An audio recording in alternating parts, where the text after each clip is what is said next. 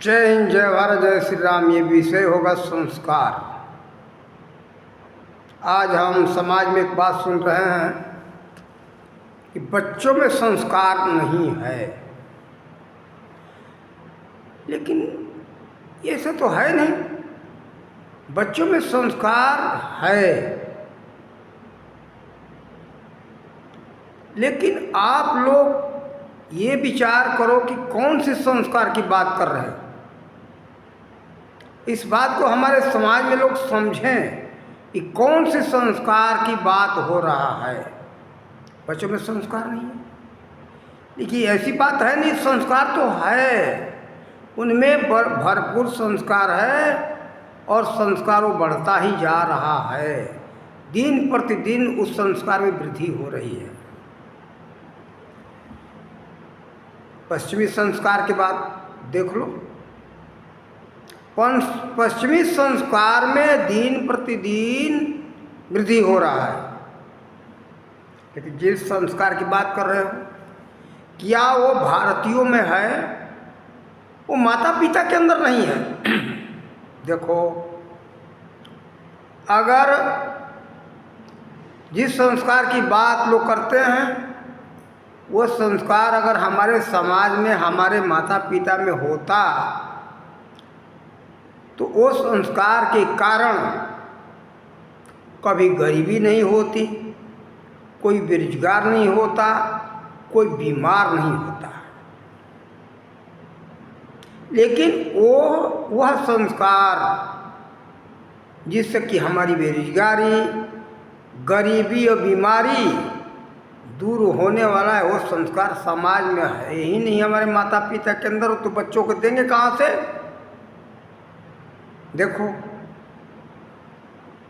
आज शायद ही किसी हजारों में से एक घर में हरि चर्चा होता होगा, नहीं तो हम हरि चर्चा नहीं सुनते।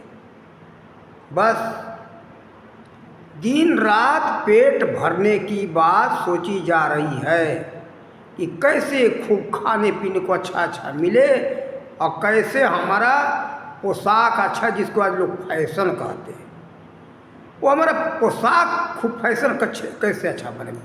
इसके अलावा और कोई बात नहीं। कमाओ, खूब कमाओ, खूब अच्छा खाओ और अच्छा पहनो, गाड़ी और बंगला की बात हो रही है। इसके अलावा दूसरा कोई चर्चा नहीं होता। तो ये सब चर्चा हो, लेकिन इसके उपरांत और चर्चा है। ये चर्चा जो कोई गलत नहीं है। कमाओ, खाओ और पोशाक बनाओ, ठीक, लेकिन जिससे आपकी गरीबी, बेरोजगारी और बीमारी हटाने वाली बात है, उस पर तो जरा ध्यान दो। ये कहाँ से आएगा? जो ये संस्कार आने वाला, गरीबी, बेरोजगारी और बीमारी दूर होने वाला है, उससे तो आप लोग नफरत करने लगे। कैसे ये दूर होगा? वो किससे आप लोग नफरत कर रहे हो? वो नफरत है भारतीय इतिहास और भारतीय धर्म ग्रंथ। उन धर्म ग्रंथों में, उन इतिहासों में सारी दवाइयाँ बताई गई है। दवाई कौन है? परिश्रम करो, आलस मत करो। दूसरा बात, आसन प्राणायाम, व्यायाम, जिसको योगासन से नाम से जाना जाता है। योगासन करोगे, बीमारी दूर होगी। आसन से बीमारी दूर होती है। दूसरा है प्राणायाम। प्राणायाम करोगे, बीमारी भी दूर होगी। उससे बहुत कुछ प्राप्त कर सकते हो। उसी का देन था कि हनुमान जी जैसा शरीर को बनाना चाहते थे, वैसा बना लेते थे। हनुमान जी जैसा आप भी बलवान बन सकते हो, लेकिन धर्म ग्रंथों से नफरत करोगे तो नहीं, कभी नहीं बन सकते हो। विधि क्या है? प्राणायाम है।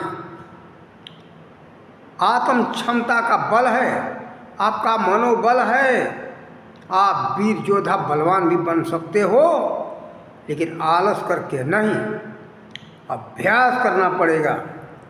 जिसको इसके बारे में अभ्यास से बलवान बनने का विधि जानना है, हम लोग भी देखे, लेकिन वो फिल्म बाद में देखे। चंद्रगुप्त मौर्य की कहानी देखो, छोटा सा लड़का जो कि 13 वर्ष का उम्र था, कितना वीर बना, बालक बलवान बना, लेकिन अभ्यास के बल पर। पहले छोटा पतला लकड़ी तोड़ा, फिर धीरे धीरे लकड़ियों को बढ़ाते बढ़ाते बढ़ाते बढ़ाते, और जो भी कार्य किया उसमें बहुत सी बात बताई गई है। तो देखो जितना अर्जन किया उसने सब अभ्यास के बल पर किया। तो ये तो अभ्यास से भी होता है। दूसरा है एक विधि प्राणायाम। प्राणायाम से भी आप बलशाली शक्तिशाली बन सकते हो, जो सिद्धि चाहो उसे प्राप्त कर सकते हो। लेकिन उस प्राणायाम की विधि क्या है? उस विधि को आपको मिलेगा महर्षि पतंजलि योग प्रदीप में। उसके लिखने वाले लेखक हैं ओमानंद सरस्वती, गीता प्रेस गोरखपुर से छपता है, उसमें वो विधि मिलेगी। उसका नाम है चौथा प्राणायाम। आज रामदेव जी इत्यादि बहुत से जो प्राणायाम बताने वाले हैं, ये शरीर को केवल स्वस्थ बना सकता है, लेकिन ये सारी विधियां आपको नहीं मिलेगी। आप शरीर को चाहे विशाल बना लो, चाहे अति लघु से लघु बना लो, उसमें ये नहीं मिलेगा। अगर सिद्धियों को कुछ प्राप्त करना चाहते हो, उसका नाम है चौथा प्राणायाम। उसमें केवल पूरक और रेचक आपको मालूम होगा। प्राणायाम का 3 भाग होता है, पूरक, कुंभक और रेचक, यानी श्वास लेना, रोकना और छोड़ना। तो उस प्राणायाम में चौथा प्राणायाम नाम है उसका। उसमें भी 3-4 विधियां हैं, लेकिन कहने का मतलब आपको उसमें कुंभक नहीं करना है। वो सबसे सहज प्राणायाम है। पूरक यानी पूरक और रेचक है, यानी श्वास लेना और छोड़ना। उसमें श्वास को धीरे धीरे लेना है, धीरे धीरे छोड़ना है, समय को बढ़ाते जाना, धीरे धीरे करते जाओ, धीरे धीरे लेना, धीरे धीरे छोड़ना है। जितना धीरे धीरे श्वास लोगे, जितना धीरे धीरे छोड़ोगे, उससे आपका फेफड़ा मजबूत होगा, सारी बीमारियां भी होगी और उसमें कई सिद्धियां भी प्राप्त होगी। तो देखो, आप सब लोग तो उसको लात मारते चले गए, लात मारते चले जा रहे हो, लेकिन इसके पीछे साजिश क्या था? देखो, वही विदेशी लोग जिस सभ्यता को आप लोग कुछ संस्कारों को भरते जा रहे हो, पश्चिमी सभ्यता का, वो अपना कुछ संस्कार छोड़ करके भारत का जितना सुसंस्कार था, यानी सुंदर संस्कार था, वो लोग अपनाते जा रहे हैं। आसन करते, प्राणायाम करते, योग साधना करते। आप लोग क्या कर रहे हो? सब लात मारते जा रहे हो। अरे तो सब पखंड है, बेकार है। इसको गंवार लोग करते हैं, गंवार लोग पुस्तकों में हाथ लगाते हैं। भारतीय धर्म ग्रंथ, भारतीय इतिहास तो सब काल्पनिक है, इसको लात मारो। लेकिन इसके पीछे साजिश आप लोग नहीं सोचे, नहीं समझे। किसका था? अंग्रेज का, लॉर्ड मैकाले का था। उसके पहले जब भारत में आया बख्तियार खिलजी ने, तो सबसे यहाँ पुस्तकों का और विद्यालयों का नाश किया, जिसको गुरुकुल कहा जाता था। तक्षशिला विश्वविद्यालय को बर्बाद किया। 1193 में नालंदा विश्वविद्यालय को उसे तोड़ा और फूंका, बर्बाद किया। वहाँ के सब विद्यार्थियों को मार भगाया और शिक्षकों को मार भगाया। लेकिन देखो, कायरता की बात रही हमारे भारतीयों में। सम्राट अशोक जो है ना, उससे हमारे समाज में कायरता आया है। मैं इस पर विचार किया तो पता चला, जो उसने कहा कि हम हिंसा नहीं करेंगे, सत्य हिंसा परमो धर्म, वो तो किस तरह से करना है? बुद्धदेव बनते, बुद्धदेव तुम्हारे अंदर क्षमता नहीं बन सकते हो। बुद्धदेव हिंसक थे। मैं कहता हूँ वो तरह की हिंसा सीखो। तुम्हारे अंदर दम है तो जो वाणी से हिंसा कर सकता है, उसको बाण उठाने की क्या जरूरत? पता है, बुद्धदेव ने अपने वाणी से अंगुली माल को मार गिराया था, अंगुली माल को समाप्त कर दिया, मर गया, वो एक संत बन गया। नाम अंगुली माल का मिट गया। अंगुली माल खूंखार एक डकैत और कतली था, उस डकैत का नामो निशान मिट गया, वो एक संत बन गया। अगर उतना क्षमता हो तो बुद्धदेव बनो। नारद के अंदर यही कहानी मिल रही है। नारद जी रत्नाकर को अपने वाणी से मार गिराए, समाप्त कर दिए, बहुत बड़ा महान संत बना। उसका नाम आया है रामायण के अंदर, उल्टा नाम जपा जग जाना, वाल्मीकि भय ब्रह्म समाना। जितना अत्याचारी था उससे अधिक बड़ा वो एक संत बन गया, जो ब्रह्म के उपाधि को प्राप्त किया।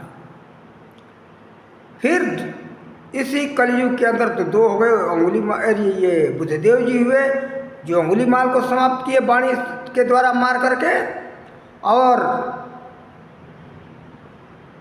कौन हुए? नानक देव जी, नारद जी, नानक देव जी और बुद्धदेव जी, ये तीन लोग हुए। ये वाणी से हिंसा करते थे, हिंसक थे। सभी काम को जानना चाहिए, मन वचन और कर्म तीनों से होता है। तो ये वाणी से हिंसा किए, हिंसा किए बिना राक्षसों का अंत नहीं होगा। चाहे बाण से करो या वाणी से करो, हत्या तो करना ही पड़ेगा, तभी अत्याचारियों से मुक्ति पा सकते हो, अन्यथा नहीं। तो उस तरह से अगर क्षमता हो, तुम्हारी वाणी में इतनी शक्ति हो कि मार सको वाणी से, तो बाण उठाने की कोई जरूरत नहीं है। हमारे भगवान श्री राम जो थे, उनके वाणी में इतनी शक्ति नहीं थी, इसलिए उनको बाण उठाना पड़ा। भगवान श्री कृष्ण में उतनी वाणी में शक्ति नहीं थी, इसलिए उनको चक्र सुदर्शन उठाना पड़ा। देखो, यही हम कहेंगे कि ये धर्म ग्रंथों को समझो, अपने क्षमताओं को देखो कि हमारे में क्या वाणी में इतनी शक्ति है। वाणी से मारो या बाण से मारो, मारोगे तो भी शांति मिलेगी, अन्यथा नहीं। ये साजिश के तहत ये प्रचार किया गया सत्य हिंसा का, ये गलत बात है। ये साजिश था गांधी के माध्यम से हम अहिंसा के मार्ग पर चले हैं। क्या अंग्रेज यही करते थे, अहिंसा का पालन किए वो मुसलमानों को? ये गांधी ने कभी सिखाया अहिंसा का पाठ?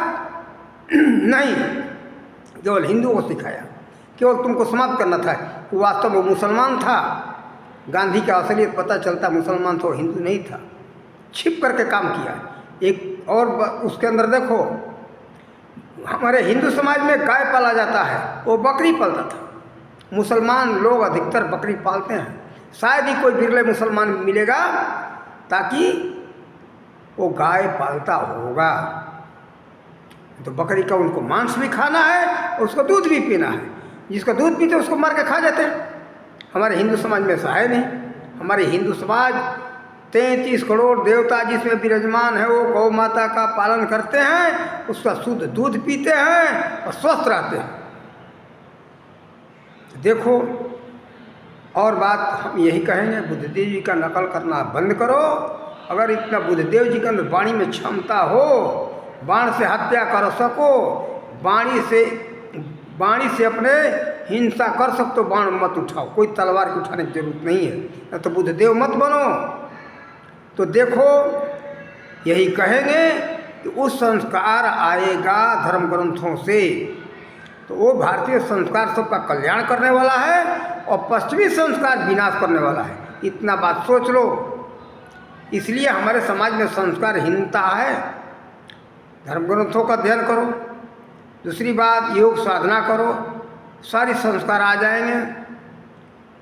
आसन करो, प्राणायाम करो, भगवान का ध्यान करो, सिमरण करो, लेकिन उसमें सतगुरु की आवश्यकता है। ये साधारण संतों का विषय नहीं कि तुमको वह चीज़ दे सकते। देखो, उसमें आता है अनहद नाद। बता रहा हूँ उच्च कोटि की ये बात है, ध्यान देना, सुन लेना। सभी जिसके पास मिले ये ले लेना। खच्र मुद्रा, अनहद नाद का अनहद नाद सुनने की विधि, ज्योति ब्रह्म ध्यान करने का वो सूत्र जिसको तत्काल ध्यान लग सके। जो भगवान श्री कृष्ण ने जो दिव्य नेत्र दिया था अर्जुन को, वह दिव्य नेत्र में ऐसी शक्ति है कि वो विधि करोगे वह ज्योति तुरंत आएगी। कौन? परमात्मा की ज्योति स्वरूप का जो वर्णन सभी धर्म ग्रंथों में है, बाइबिल में है, गुरु ग्रंथ साहब में है, और अपने धर्म वेद में है, कई धर्म ग्रंथों में है, रामायण में है कि ब्रह्म प्रकाश स्वरूप दिन राति, नहीं चाहिए कछु दिया घृत बाती। उसी ज्योति को कहा गया गायत्री मंत्र के अंदर, भर्गो देव से है नहीं ज्योति स्वरूप देवता। तो देखो वह ज्योति तत्काल प्रकट होता है। उस संत से ज्ञानी प्राप्त करना ताकि तत्काल ज्योति प्रकट हो जाए, देर न लगे। आप लोगों ने सुना होगा कि संत हमारे ऋषि महर्षि क्या करते थे, किसी शिष्य के माथे पर हाथ रखे और तुरंत वो भगवान का दर्शन हो गया। वैसा होना चाहिए। तो देखो वह विद्या किसी किसी संत के पास है, वह विद्या प्राप्त करो और सच्चे संत बनो, झूठे पखंड में मत पड़ो। तो देखो वो विद्या प्राप्त कर लोगे तो सभी ज्ञान आपको प्राप्त हो जाएगा और समाज संस्कारित होगा। देखो भारतीय सभ्यता और संस्कृति हमारी ऊंची कोटि की थी, उसको यहाँ के लोग लात मार रहे हैं और पश्चिमी गंदी सभ्यता को, संस्कार को अपना करके बर्बाद हो रहे हैं। वो लोग पश्चिम के लोग आबाद हो रहे हैं भारतीय सभ्यता संस्कृति को अपना के, और उस कुसंस्कार को लेकर के भारत के लोग बर्बाद हो रहे हैं। अगर आबाद होना है, कल्याण करना है तो धर्म ग्रंथों को पढ़ो, समझो, बड़े बड़े उच्च कोटि के संतों से मिलो, उनका प्रवचन सुनो, सत्संग सुनो और ज्ञान प्राप्त करके ध्यान और सुमिरन करो और अपना कल्याण करो। इन्हीं शब्दों के साथ वाणी का विराम देते। जय हिंद, जय भारत, जय श्री राम।